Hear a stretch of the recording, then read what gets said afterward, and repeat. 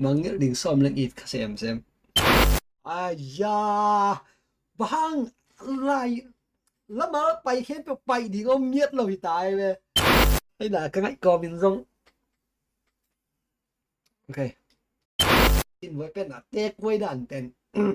Thuốc mà quay hiện tại về.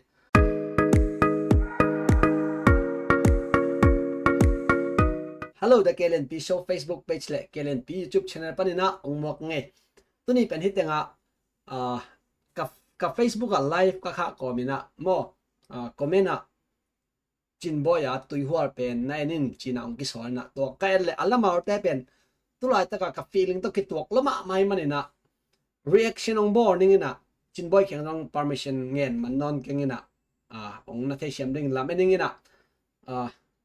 bang ma pau non lo na reaction pan pa ni mo. Okay, video very good thì giàu ấy. Damn.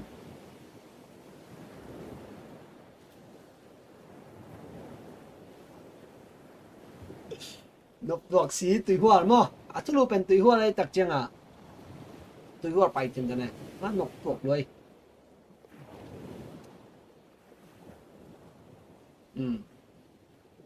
Tùy hoa chín bói. Oh.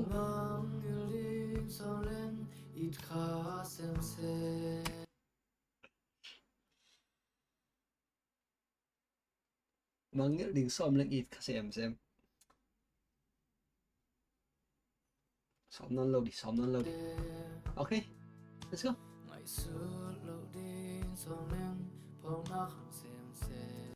Ai da, bang lại lắm mà bay hết bay đi ông nhiệt rồi tài về. Mang nghĩa đình xóm lên ít xem. Ngại xuất lậu đình xóm lên phó na khang xem. Hay là cái ngại cò miền rông. Ok.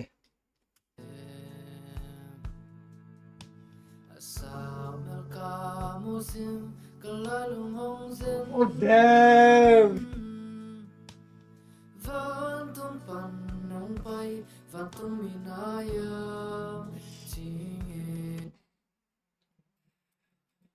Ni đang dần ngại nghe với ngôi lá bên ni đang dần hội sạc với ngô hội là lom lo mày quay. Ôi mang nghĩa đình xóm lên bằng phọc xem ngại xem ngại xuất lậu đính phọc lên ngại xuất lậu đính xóm lên phọc na khang xem.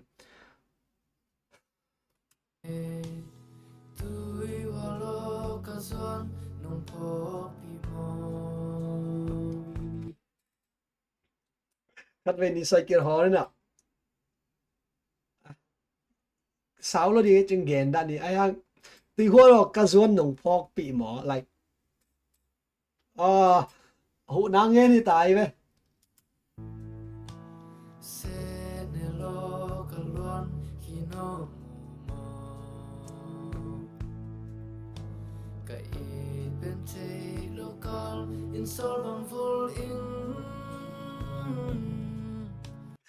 Cái ít bên đi ông thấy lộ cả là soi băng vô ring ngâu sao vậy mà ok ấy hàng à giống mì giống na vừa na nè mà but we don't know chỉ đàn này mình bên tôi đang là tua biển ok.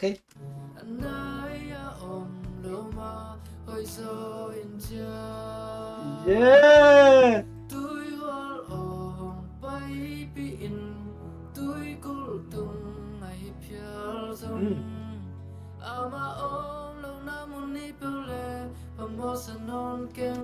Xin với bên là tê quay đàn tên thuốc mà quay hiện tại về tùy hoa rồi ông bay pin tùy cút tông hay phiền xong mày tùy cút chỉ chẳng bên thế lâu tê đi tùy pi lại rằng lấy ẩm mà tập bên tùy cút tông hay phiền xong phải mỏ sẽ kinh mà ông lâu này hiểu lại đấy về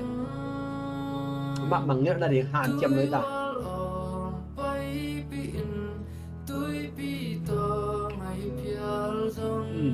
Mong lợi lại tôi lại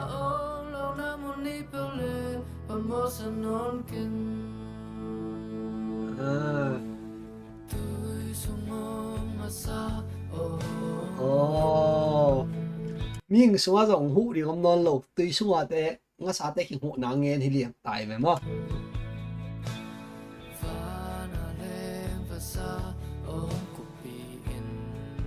yes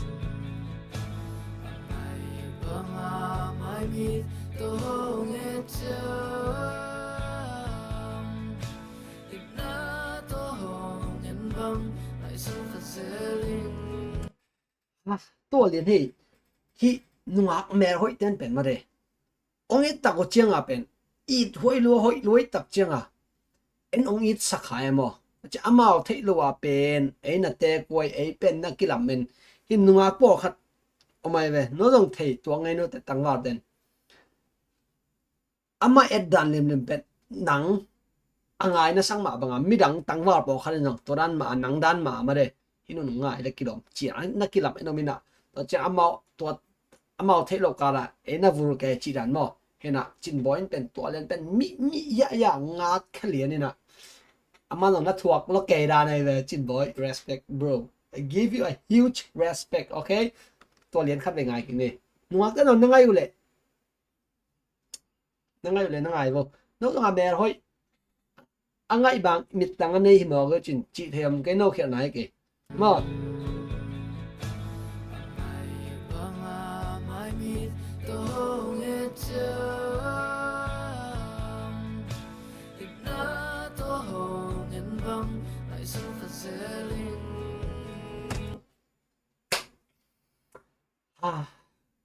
man nuôi pen man lùa cái gen là nên nó thấy nón kính bà ta biết ngồng cổ lô ok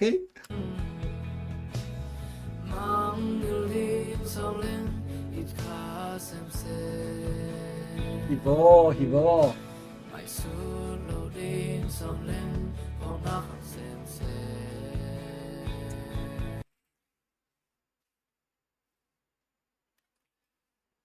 ngại xem nào đi ok reaction bác bò sao đi ngại xem lâu đi bang reaction bố có mà mang ngại sẵn chỉ bằng piang lô ok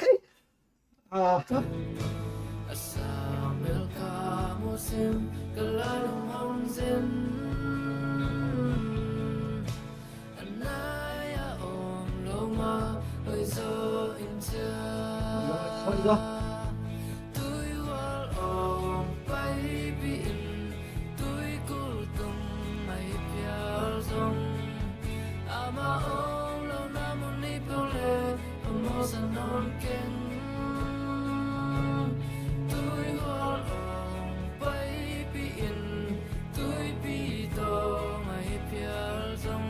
let's go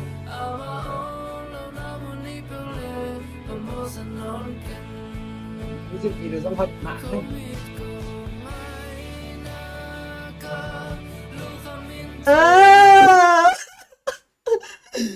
giờ cả lúc không nhìn thấy cả lúc không hỏi tiền lúc xí tiền giờ rèn cũng ít cũng ngay nào bên cả lúc không nhìn thấy mà hàng em chỉ đấy khi nào tất cả hai đàn tại khán giả chết đó cái tốc độ tại bên này làm trên reaction ng ball non cái này tôi bên last mà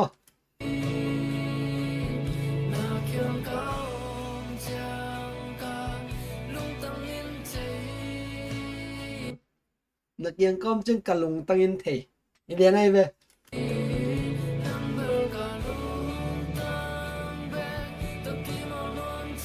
oh yes lại đảo qua mi lùng tăng tắc cái mò nó chỉ linh lên bên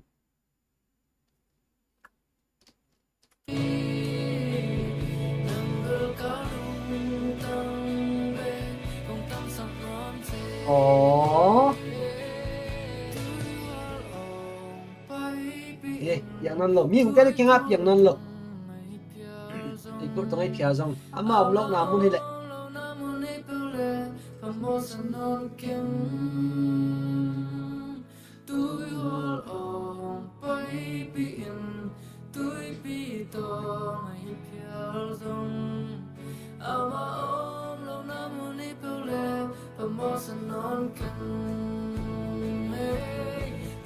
wow baby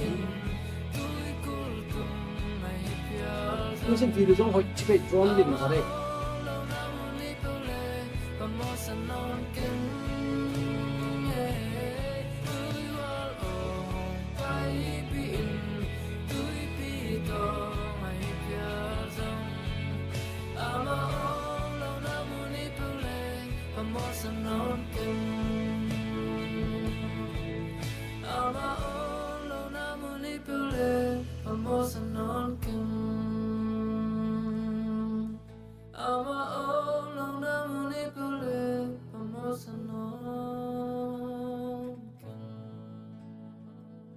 hoi ma mai tenga mangni ding ka som hangin phok te ing cái na khang sem achi na to ending len le hoi ding but never mind, enough okay ina hi pen lamet lo pia hi tenga for boy uzeri na ong nget na to kuya reaction kong bol pakin mo ina hi reaction kong bol ko ma do he ka fonga live akha hing ina hoi ma le nong mu dan hoi jawe ka gen min jong tampi thei keng ina chin boy pen ala phok pen lama pai ding lo dạ do nga mo ina lạc lọ mạ lệ hội mạ sai nghe ok cái reaction video pan ông khó bỏ nữa ina comment không ạ min hello lo không tông chăm này kêu lắm mo cái reaction này nó là net khi giàu chăng ok tôi đang hệ chỉ giáo vong mo có mà min không lo đi na share nó bula share đi caption không ai lo tắt loading mo ok hit and live reaction hey bang ma edit loading tôi đang hệ giáo mo dùng đam mê lệ